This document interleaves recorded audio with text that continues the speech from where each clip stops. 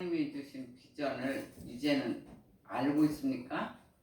네. 아는 사람들은 또 하나님과 늘 동행하면서 사십니까? 네. 지금 정말 세계에는 난리가 났어요.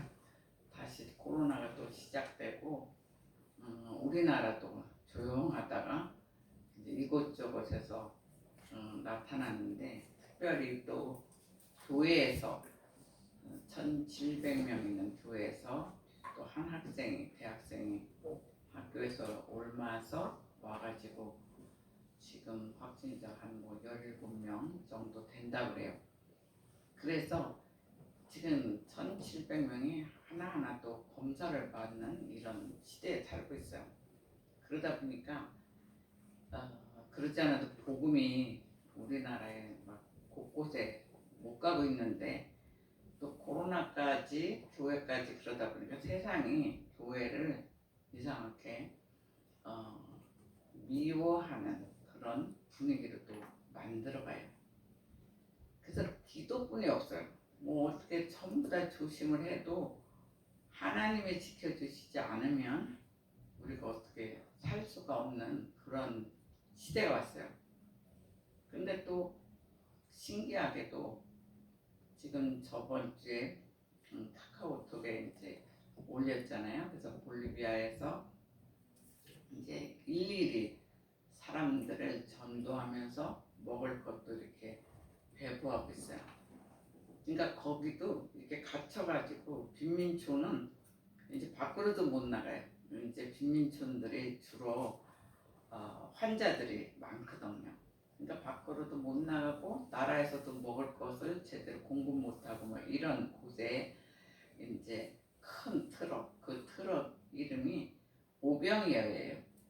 그래서 이제 전 세계에서 물건을 받아다가 이제 이렇게 배부하는 거예요. 그러니까 나라에서도 제대로 못 해주는데 이들이 가가지고 이렇게 나눠주니까 이들이 얼마나 좋아요. 식구들이 많은 곳은 많이 가져가고 그건 막 자유롭게 가져가게 하는 거예요. 저번 사람들은 알아서 적게 가져가고. 근데 그 사람들이 너무 이 코로나 때문에 공포 속에 너무 우울하다가 그날은 막 환하게 웃고 있어요. 그리고 이들이 줄 때 하나님이 주신 것입니다. 이거 예수님이 주신 거예요. 이거 예수님이 주신 복입니다. 복 받아가라고 막 이러면서 이제 나눠주고 있어요.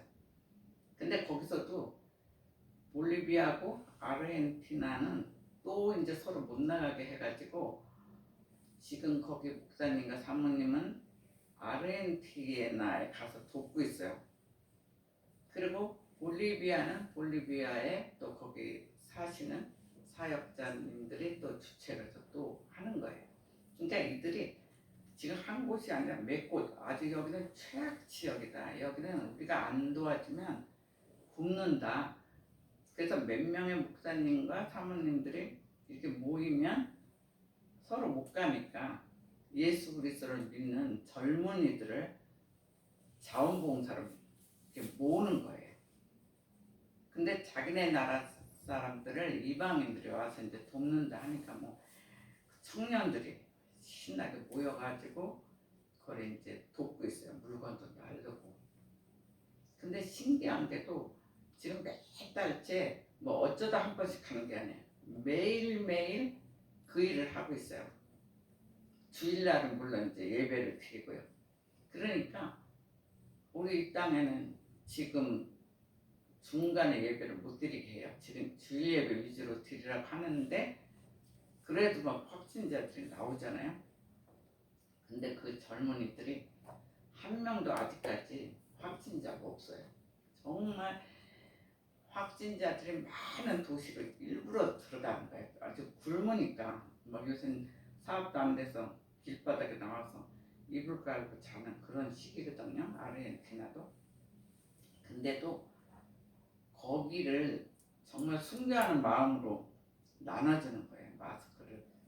이제는 자기네 자체에서도 볼리비아에서는 젊은이들이 이제 자꾸 사니까 그 돈도 이제 만만치 않으니까 젊은이들 몇 명이 이 재봉틀을 빌려가지고 막 마스크를 만들기 시작해갖고 이제 나도 프로가 됐어요. 그래서 새 것들은 이제 그들한테 나눠주고 자기네들 헝거 쓰고.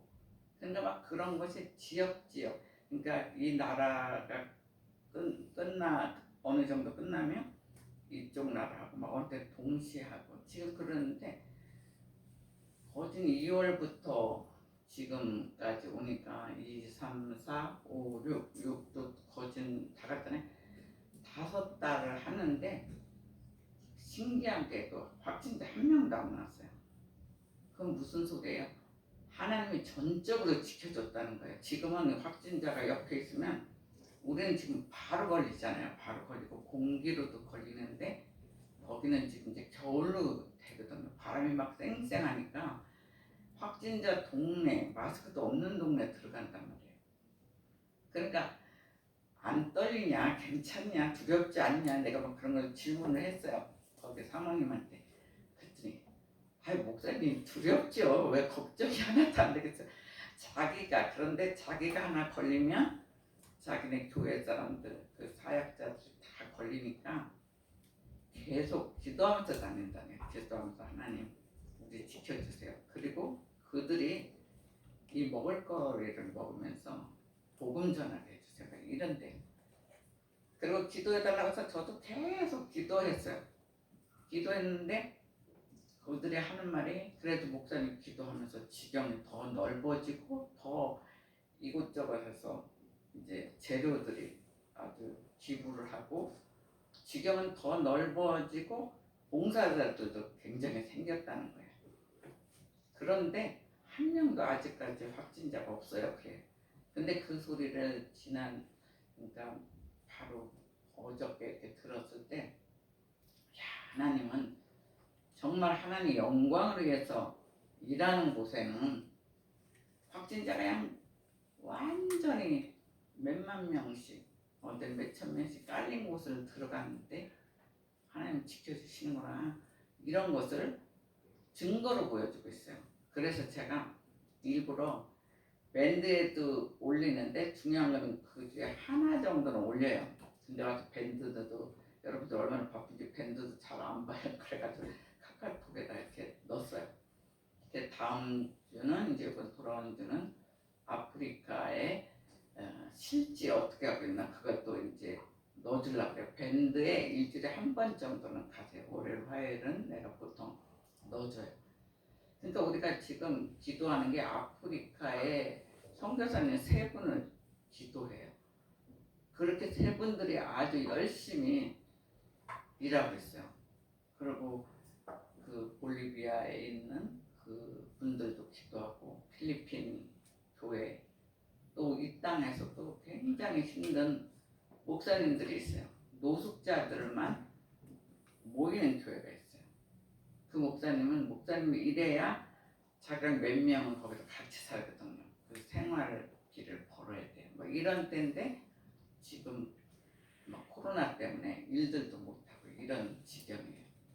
근데 우선은 건강해야 되니까 질병 걸리지 않게 기도해달라고 전부 다 질병 때문에 이제 기도해달라고 질병 때문에 복음이 막히지 않게 해달라고 기도를 해요. 그래서 우리가 2월부터 지금까지 5달을 열심히 기도했어요. 그랬는데 정말 한 명도 안 걸렸대요. 그러니까 그게 얼마나 신기해요. 우리나라는 뭐 누구 하나 그 대학생이 진짜 그 교회 갔다 하니까 그 교회 사람이 막 걸리기 시작하잖아요. 근데 거기는 진짜 막 확진자들이 마스크도 처음에 없었거든요. 마스크도 없이 막 확진된 그 속으로 뚫고 들어가는데 하나님은 하나님이 함께 하시니까 5달을 한 명도 안 걸린 거예요. 그래서 하나님은 정말 살아계시고 역사하시구나. 하나님만이 우리를 보호하는 거예요. 우리가 집에 있다고 안 걸리는 것도 아니에요. 아주 재수 없으면 이상한데 또 갔다 오면 또 걸리는 거죠. 그러니까 하나님이 지키면 우리는 영육이 건강할 수가 있어요. 그래서 오늘 주제가 다시 한번 말씀해 주세요. 오늘 주제가 뭡니까? 예, 하나님이 비전을 주신 사람들은 죽이지도 않는다는 소리예요. 지금. 그래서 오늘 본문은 사도행전에 하나님이 주시는 비전을 꿈꾸는 청년이 나와요. 근데 그가 바로 사도 바울이에요. 이 사도 바울은 주님을 증거하다가 붙잡혀서 그 사내들인 공회 앞에 끌려갔어요. 사내들인 공회는 그 당시 재판까지 해요. 그래서 이 사람들을 죽이냐 감옥에 넣느냐 뭐 이런 것까지 아주 파워가 센 공회예요. 그런데 이제 끌려갔으니까 잘못하면 죽을 수밖에 없어요. 그런데 그날 밤에 주님께서 바울을 찾아가 주세요. 바울 곁에 서서 위로와 격려를 하셨다는 거예요. 그리고 로마에 대한 비전을 확증시켜줬어요. 너는 여기서 안 죽어. 쉽게 말해서 안 죽어. 너는 로마에까지 가서 복음을 증거해야 돼. 이런 식으로 옆에서 얘기를 해주셨어요. 그러니까 죽을 수밖에 없는 상황에서 그 얘기를 들었을 때 얼마나 위로가 됐겠어요. 여러분이 막 복음을 전하다가 여러분이 어느 때는 누가 선교사를 갈지도 몰라요. 어떤 사람이 여기서 복음을 전할지도 몰라요. 근데 선교지에 갔는데 사람들이 막 한 40명 나를 죽이려고 막 금식하고 막 이러면 죽을 수밖에 없잖아요. 그런데 주님께서 걱정하지 마라. 너를 내가 꼭 써야 되니까 너는 안 죽어. 이런 음성을 들으면 우리가 얼마나 담대하겠어요. 다른 사람이 위로하면 그건 그렇게 위로가 안 돼요. 죽을지 살지 모르는 그런 상황에서. 근데 예수님이 나타나서 말씀을 사도 바울한테 한 거예요. 그럴 때 사도 바울이 굉장히 위로를 받고 격려받았다는 것을 얘기하고 있어요. 그럴 뿐더러 그 당시 땅끝은 로마를 뜻하겠어요. 땅끝까지 전도하겠다 하는 로마인데 거기 가서 너가 복음으로 전할 것이다 이런 것을 얘기해 주는 거예요. 하나님께서 이 시대에 우리에게 주시는 첫 번째 메시지는 주님은 우리의 비전을 확증해 주신다. 예수님은 우리 한 사람 한 사람 비전을 완전하게 확증해 주신다고 오늘 본문에서 얘기하고 있어요. 자, 11절 한번 읽어주세요. 11절입니다.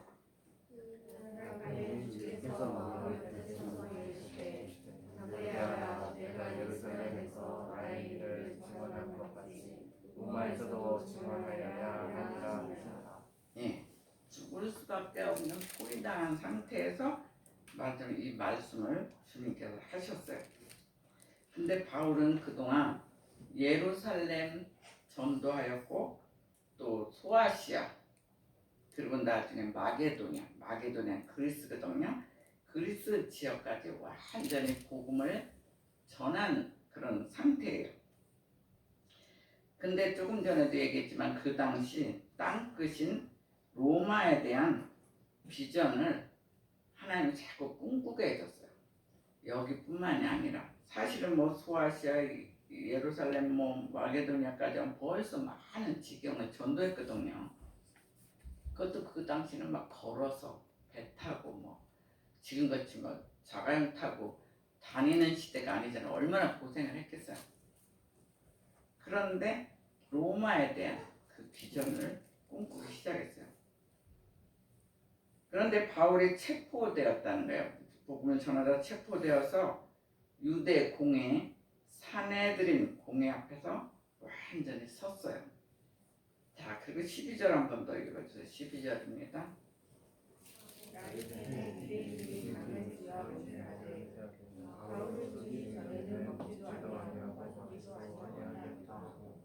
예. 근데 그 공에 딱 섰는데 그 당시 유대인 40명이 바울을 죽이기로 결탁했다는 거예요. 한두 명이 나를 죽이려고 해도 내가 도망가기 힘들잖아요. 사내들인 공회 앞에 딱 섰는데 이 한 사람 잡아가기가 얼마나 쉬워요. 근데 40명이 바울을 죽이려고 결탁을 했대. 그러니까 이건 뭐 대단한 사탄의 짓이죠. 그리고 그들이 어느 정도 각오했냐면 맹세하여 바울을 죽이기 전까지는 먹지도 않겠다. 내가 마시지도 않겠다. 아주 그냥 금식하면서 걔를 꼭 잡아갖고 죽이겠다는 거예요. 그러니까 얼마나 위험한 상태입니까? 여러분이 그 지경에 있다고 한번 생각을 해보세요. 이 사도 바울이 그랬다 그러면 우리가 이제 어렴풋이 그럴 수 있겠다 이렇게 돼요. 근데 여러분들이 전도를 하는데 그 지역 사람들이 막 금식하면서 막 곳곳에서 이제 지키는 거죠. 이 사람 도대체 어디 있나. 그래서 죽이기로 결탁한 그런 사건이에요. 정말 꼭 죽을 수밖에 없는 그런 상태에 있을 때 부활하신 주님께서 바울 곁에 나타나셨다는 거예요. 그리고 바울을 품고 있던 비전을 확증해 주셨어요. 뭐라고 했냐면 담대하라. 내가 예루살렘에서 나의 일을 증언한 것 같이 로마에서도 증언하여야 하리라 이렇게 얘기했어요. 지금 예루살렘뿐만이 아니라 너는 로마에서도 그 복음을 증언해야 돼. 그러니까 담대하라 그래요. 그 하나님의 음성을 들었을 때 얼마나 두려움이 사라졌을 거예요. 그렇게 바울이 꿈꾸던 비전을 예수님께서 다시 확증해 주신 사건이에요. 그때 바울은 죽을 수밖에 없는 그런 상황에서 예수님의 음성을 들음으로 다시 힘과 용기를 얻었다고 성경은 얘기하고 있어요. 우리 역시도 코로나 때문에 어느 때는 절박한 상황이 있을 때도 있어요. 회사가 막 위기도 있을 수 있고 회사가 잘 되다가 갑자기 힘들어지는 또 가정까지 힘들어지는 그런 절박한 상황이 올 때가 있다는 거예요. 근데 그때 꼭 예수님을 만나라는 거예요. 예수님을 만나면 해결을 봐요. 그때는 무슨 다른 사람 위로가 필요 없어요. 예수님의 음성을 듣던지 주님께서 걱정하지 마. 너 조금만 기다리면 내가 해결할 거야. 이런 음성을 들어야 돼요. 그것뿐만이 아니라 그 절박한 상황에서 더 기도함으로 예수를 만날 때 우리의 비전까지 주님께서 알려주신다는 거예요. 우리의 비전이 어디 있는지 위기에 더 말씀 보며 기도하고 이렇게 하다 보면 확증하여 주신다는, 우리의 비전을 알려주신다는 그렇게 얘기하고 있어요. 그런 축복이 저와 여러분에게 있기를 주의 이름으로 축원합니다. 아멘. 지금 것 때문에 지금 어떤 상황이 있어도 그거 너무 걱정하지 말라는 거예요. 주님이 주시는 두 번째 메시지는 주님이 주신 비전은 누구도 막지 못한다는 거예요. 하나님이 우리에게 주신 그 비전은 누가 막지 못한다는 것을 얘기하고 있어요. 자, 2장은 아니지만 27장, 바로 그 뒷장 27장 24절을 한번 읽어주세요. 27장 24절입니다. 무슨 사건이 있었는지 27장 24절 한번 다 같이 큰 목소리로 읽어주세요. 바울아 두려워하지 말라. 내가 이스라엘과 되었고 또 하나님께서 너와 함께 향하는 날을 단순히 주었다 하였으니. 네, 이때도 바울아 두려워하지 말라. 내가 가이사 앞에서도 서야 하겠고 그리고 하나님이 너와 함께 한다고 그러고 다른 사람들까지 항해하는 다른 사람 다 내게 주었다 이렇게 얘기하고 있어요. 그거 무슨 소리냐면 바울이 복음을 전하다가 죄인으로 체포가 돼요. 로마 갈 때 굉장히 멋지게 막 복음을 전하러 신나게 갈 때가 아니에요. 오히려 죄인의 몸으로 묶여서 복음을 전하다가 체포되잖아요. 그래서 로마로 압송되는 사건이에요. 근데 그때 유라굴로 태풍을 만나요. 요게 그 시절에는 사도 바울이 조금 이게 태풍이 지나간 데면 가자고 하는데 거기 막 그 선장이 아니라고 지금 가야 된다고 하니까 사람들이 다 그 말을 듣다가 가는데 해필이면 유라굴로 태풍은 대충이 아니라 엄청 막 센 태풍이에요. 그래갖고 이 배가 정상으로 갈 수가 없어요. 그리고 예전에 배는 뭐 엄청 지금같이 막 수십 톤, 수백 톤의 배가 아니잖아요. 그러니까 그거 한번 걸리면 뺑뺑 돌다가 이렇게 배가 뒤집어지고 파산되고 사람이 죽고 막 그런 태풍이 유라굴로 태풍이에요. 근데 해필이면 바울이 가면서 압송되는 데서 배에 탔는데 그 태풍을 만났어요. 그때 그 배에 탄 사람들이 276명이에요. 276명이면 그래도 그 당시 큰 배예요. 큰 배를 타고 가는데 얼마나 태풍이 심한지 그곳에 사람들이 구원의 소망을 잃어버렸다 그래요. 우리는 진짜 이제는 살 수가 없구나. 우리는 이제 죽었구나. 그러니까 276명이 모두가 우리는 이제 몰살하겠구나. 그 지경까지 온 거예요. 그 태풍이 워낙 세가지고. 그렇게 절망할 때 조금 전에 읽은 사도행전 27장 24절에 하나님의 사자가 나타나요. 그래가지고 바울아 두려워하지 말라. 내가 가이사 앞에도 서야 되겠다는 거예요. 그 황제 앞에도 서야지 되고 또 하나님께서 너와 함께 한다는 거예요. 너와 함께 하기 때문에 그 상해하는 자 모두를 내 손에 맡겼다는 거예요. 그러니까 이 사도 바울 한 사람을 살리기 위해서 그 전체가 다 살려주는 사건이에요. 그러니까 대단한 거잖아요. 정말 바울 한 명을 살리기 위해서 그 276명 모두를 구원해 주신 사건.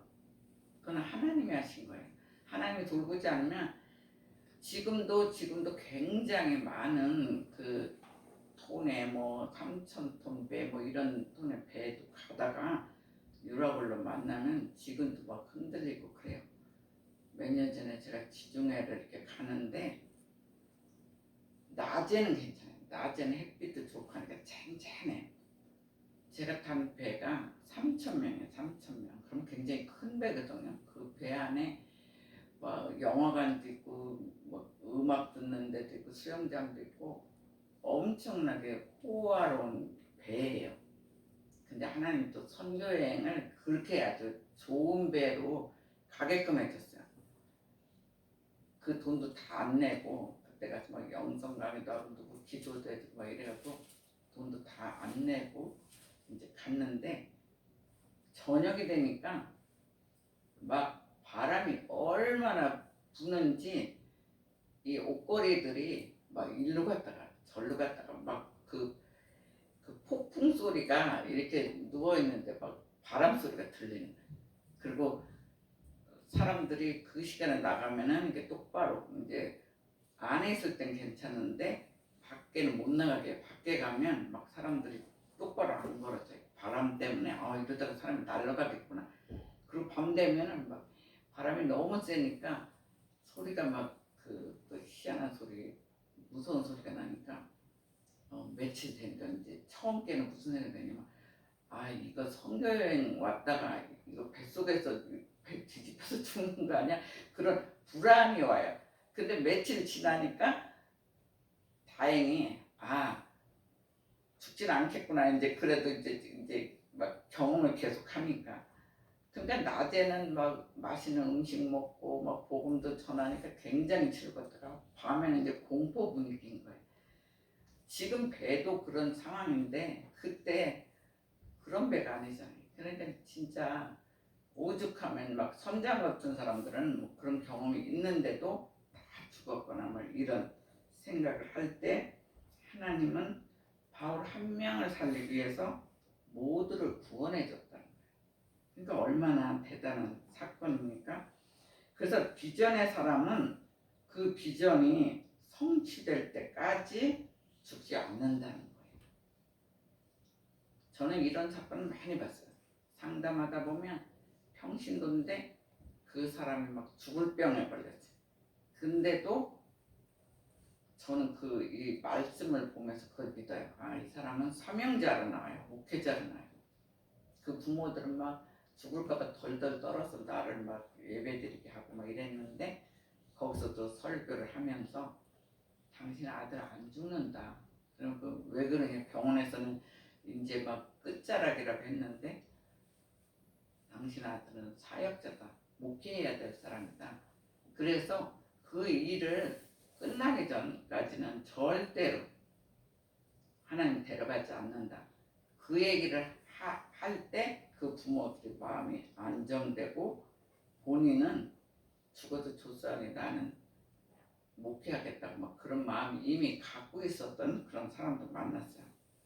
근데 분명히 지금도 살아있어요. 지금도 그분 살아있고 북한 목회를 하다가 몇 년 하다가 북한 가서 직접 일대를 만나고 하다가 지금 이제 한국에 와서 이제 어떤 교회 부목사님으로 있어요. 지금도 가끔씩 만나요. 근데 그때는 막 혈액암으로 정말 막 죽기 일보 직전까지 갔던 그런 일도 있어요.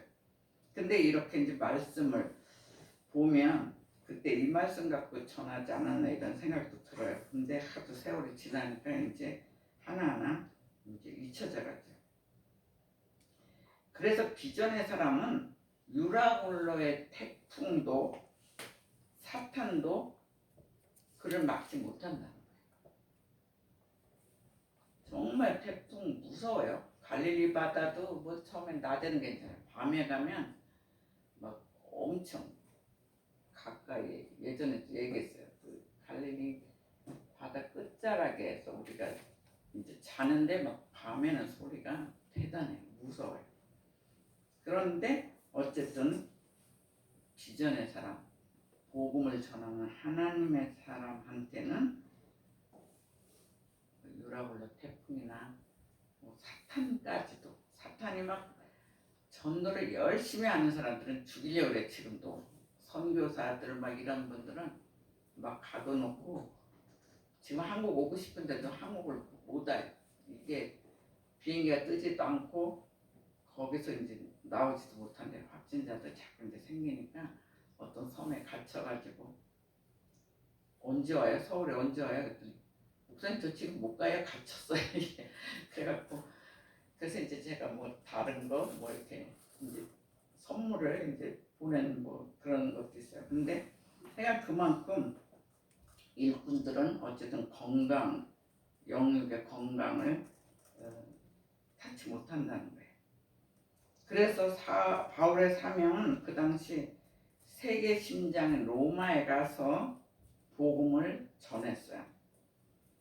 하나님이 주신 비전은 그 누구도 막을 수 없다는 거예요.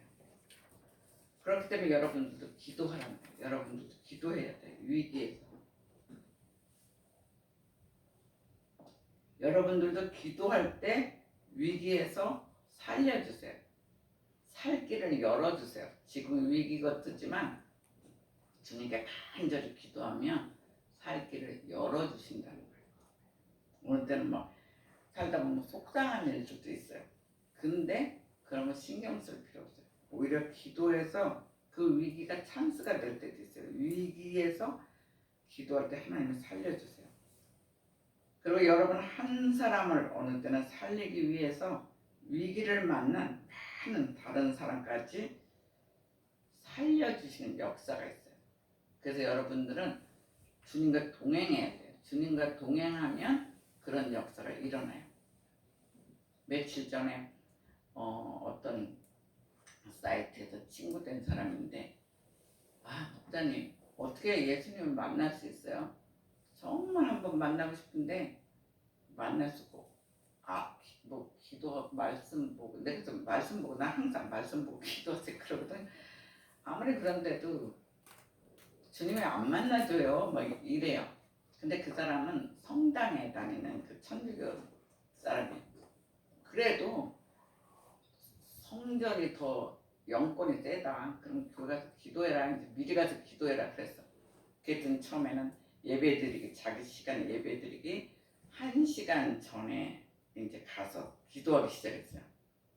그래도 안 만나주고 이제 주님이 안 만나주니까 이 사람이 막 나중에는 막 이제 속상하다가 못해. 어떻게 생각하냐면 새벽서부터 가는 거예요. 8시간에 교회 가서 여러분 교회 가서 8시간 기도하는 거 쉬운 거 아니야. 근데 요새는 성당도 주일 예배만 드리게 돼 있어요. 지금 다 코로나 때문에 막혔어요. 그러니까 매일매일 그래도 새벽 예배 갔던 사람이 못 가니까 얼마나 답답하겠어요. 그러니까 일주일분은 교회에 가자. 그래갖고 막 최근에 자기가 그런데 8시간 전에 가서 8시간 계속 기도하고 예배 드리고 이제 또 기도하고 하여간 8시간은 성전에서 계속 기도했대요. 근데 지난주에 주님을 만났대. 8시간씩 기도하니까 여러분들도 어디 가서 8시간씩 해보세요. 8시간이 목사님이 말했는데 맨날 말씀 보고 기도하라 말씀 보고 기도하라서 자기 일찍 가니까 사람들이 아무도 없잖아요. 문은 열어놨는데 그러면 기도하다가 혼자 찬양하다 누가 보면은 미친 사람 같은데 혼자서 막 하도 기도하니까 나중에는 막 정신이 너무 피곤한데 그래서 막 8시간 그래서 어떻게 견디냐니까 찬양하다 그러니까 목사님 말대로 성경 구절 읽고 찬양하다가 이제 막 기도만 하기는 뭐 하니까 혼자 자기가 좋아하는 찬양도 했대. 그러니까 조금씩 시간이 더 잘 가더래. 그러니까 남이 보면 큰 성전에서 혼자서 그것도 막 앞에 가가지고 이제 강대상 가까이가 이제 말씀 들으면 영이 더 흐른다 그랬더니 앞에 가서 막 기도하다가 찬양하다가 그러니까 남이 보면 이제 완전히 예수님 때문에 미친 사람인 거예요. 근데 8시간을 했대요. 그랬더니 주님이 만나주셨다는 거야. 그래갖고 그 얘기를 어저께 얘기가 왔어요. 문자가 주님 목사님 주님을 드디어 만났어요. 근데 이 사람이 주일마다 기도를 하겠어요 안 하겠어요? 이제는 막 신나지. 그 8시간이 이제 자기는 안 피곤하다. 그래서 한번 여러분도 도전해보세요. 한번 하면 계속 끈질기게 하면 주님이 만나죠. 그리고 비전까지 얘기를 해주셨다는 거예요. 그래서 한번 해봐요. 내가 맨날 저기가 아니라 제가 그렇게 해봤으니까 제가 막 정말 하나님이 이 길 가는 거 맞습니까? 나 진짜 목사 되는 거 원해요? 엄청 기도했거든요. 한 일주일을 그냥 남편 회사 보내고는 그냥 아침부터 밤까지 계속 했어요. 어제는 막 금식하면서도 우리 식구들이 금식하는 줄 모르고 밤에도 막 기도하고 그랬어요. 그랬더니 나중에 분명히 알려줬어요. 그래서 여러분들도 한번 끈질기게 기도해보세요. 대충 하지 마세요. 대충 하면 응답도 대충 나와요. 그렇게 막 강하게 하죠. 아주 끈질기게 오늘 어느 날 잡아서 내가 한번 해보겠다. 그래야지 오늘 한 10분 하고 그 다음날 뭐 10분 하고 뭐 어느 때는 바쁘니까 5분 하고 그러면 나한테 주시는 메시지도 그것뿐이 안 나와요. 그래서 정말 한번 해보세요. 이 평신도가 그것도 천주교 쪽 사람들이 굉장히 기도한 사람 하지만 안 하는 사람들은 진짜 그냥 주일만 갔다 온 사람도 많거든요. 근데 어쨌든 이렇게 들었다고 해서 야 진짜 재밌다. 근데 이제 기도는 해줬어요. 그래서 중보 기도는 해줬는데 하여간 그런 역사가 있어요. 자 마지막 메시지는 주님이 주신 비전은 반드시 이루어진다는 거예요. 주님이 주신 비전은 반드시 이루어진다. 한번 따라해보세요. 주님이 주신 비전은 반드시 이루어진다. 반드시 이루어진다. 아멘. 아멘.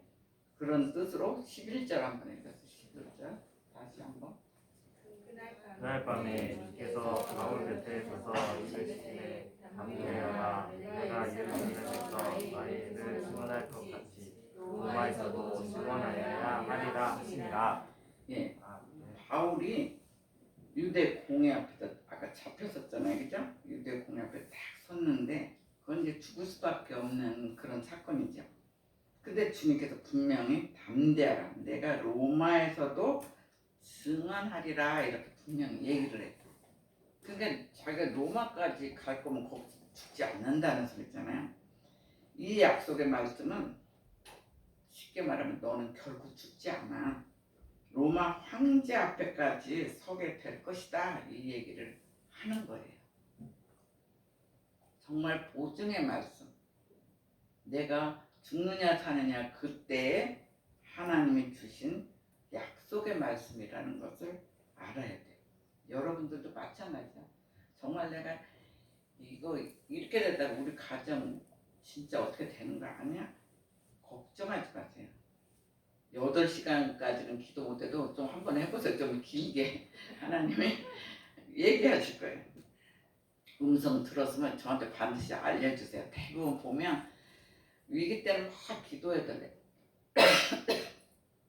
그리고 답 나오면 자기 혼자 그냥 즐겁게 사는 사람이 있어요. 그러지 마세요. 같이 기도하기 때문에 결론도 가르쳐주세요. 결론도 가르쳐주면 같이 기도하기 때문에 좋거든요.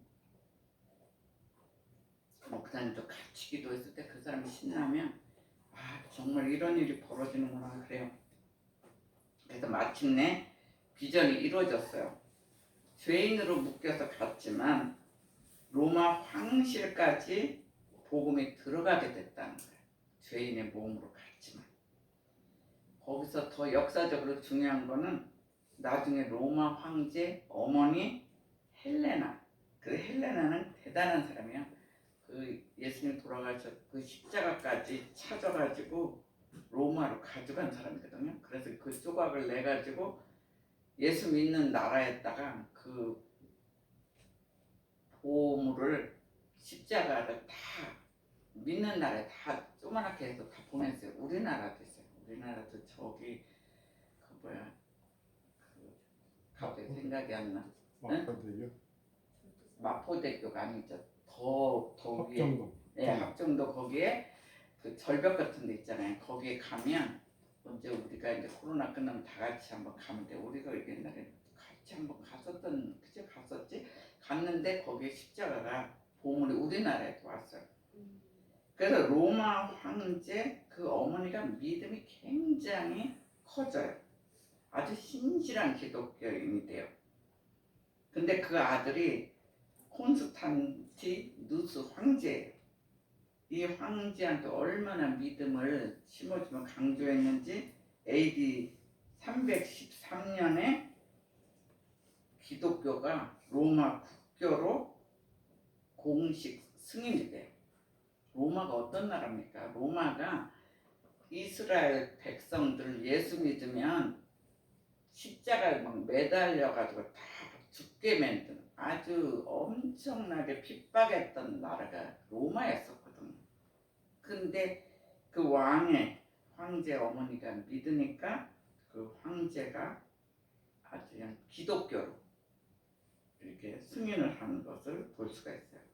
그래서 로마에 가면 기독교인들의 그런 바울이 공헌한 그런 데가 참 많아요. 바울이 꿈꾸던 로마에 대한 비전이 마침내 하나님께서 바울을 통해서 성취시켰다는 거예요. 그러므로 우리는 주님을 만나야 돼요. 이 예배를 드린다는 것은 예배 시간에도 만나고 기도 속에도 만나고 찬양 속에서도 주님을 만나고 가야 돼요. 이게 듣다 보면 자기한테 확 이렇게 들어오는 메시지가 있어요. 그거 하나는 들고 가야 돼요. 그냥 가면 이제 너무 억울해요. 여러분들 여기 올 때 그래도 코로나 때문에 신경은 쓰지만 주님을 만나려고 오는 거거든요. 그래서 이 예배 시간에 정말 주님을 만나기를 예수 이름으로 축원합니다. 네. 그래서 기도함으로 하나님이 주시는 비전을 품어야 돼요. 기도 속에서 하나님이 난 너를 향해서 이 일을 했으면 좋겠어. 그거를 우리가 품어야 돼요. 지금 우리의 사소한 것 때문에 걱정할 필요가 없어요. 살다 보면 이런 일도 있고 저런 일도 있지만 정말 기가 막힌 비전을 우리한테 열어주세요. 그래서 우리가 어떤 상황 속에서도 약속의 말씀을 붙들고 승리하시기를 주의 이름으로 축원합니다. 아멘.